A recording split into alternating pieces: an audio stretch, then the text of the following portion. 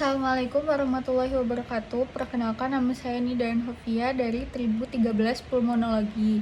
Saya ingin menjelaskan mind map yang saya buat tentang extrapulmonary tuberculosis atau tuberkulosis ekstra paru. Jadi pertama-tama saya ingin menjelaskan definisi dari extrapulmonary tuberculosis ini dulu.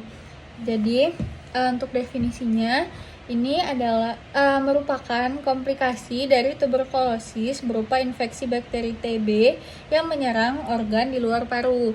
Jadi perbedaannya antara extrapulmonary tuberculosis dengan tuberkulosis biasa terletak pada organ yang diserang, di mana yang satunya itu hanya di dalam paru dan yang satunya lagi menyerang organ selain paru seperti kelenjar getah bening, saluran pencernaan, maupun sendi dan tulang. Kemudian kita lanjut ke patofisiologi dari penyakit ini. Yang pertama-tama ada bakteri TB yang masuk. Sebenarnya patofisiologi dari extrapulmonary tuberculosis ini mirip-mirip dengan tuberkulosis yang biasa.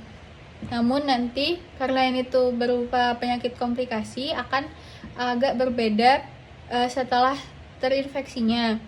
Yang pertama, infeksi dimulai dari bakteri TB yang masuk, yang kemudian memicu respon imun non-spesifik yang akhirnya menyebabkan fagositosis oleh makrofag.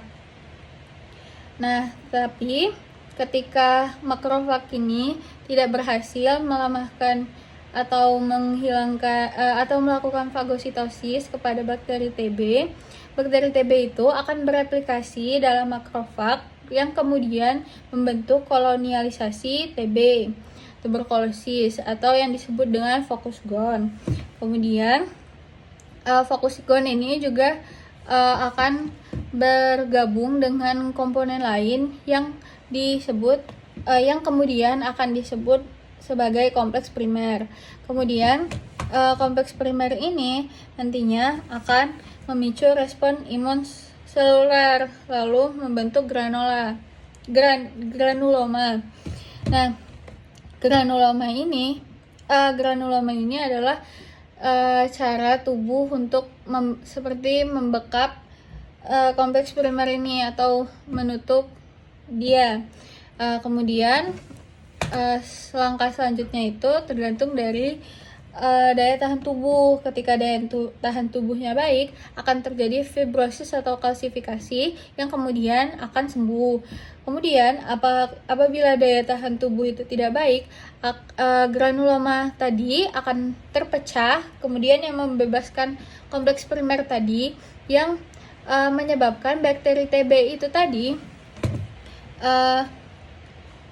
bisa memasuki darah, bisa memasuki tubuh lebih lanjut melalui hematogen atau via darah atau juga limfogen atau sistem limfa yang kemudian dapat terbawa dengan alirannya tadi ke seluruh tubuh dan menyebabkan extrapulmonary tuberculosis. Itu untuk patofisiologinya.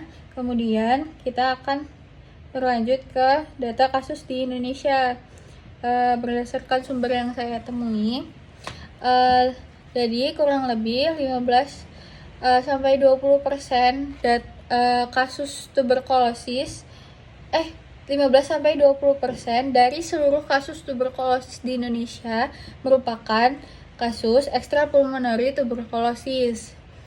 Jadi dari 100% dari seluruh tuberkulosis itu 15-20%-nya adalah tipe extrapulmonary tuberculosis ini, di mana kasus yang paling umum ditemui adalah lymphadenitis tuberculosis atau yang menyerang sistem limfa. Kemudian di sini saya terakhir akan membahas tentang pencegahannya. Ada sebelum dan setelahnya. Sebelum ini maksudnya tentu sebelum terinfeksi dari tuberkulosis ini. Yang pertama ada imunisasi BCG ketika dari kecil kemudian ada perbaikan gizi dan daya tahan tubuh agar sistem tubuh kita kuat, kemudian jaga kesehatan lingkungan supaya untuk meminimalisir masuknya bakteri tuberkulosis ini.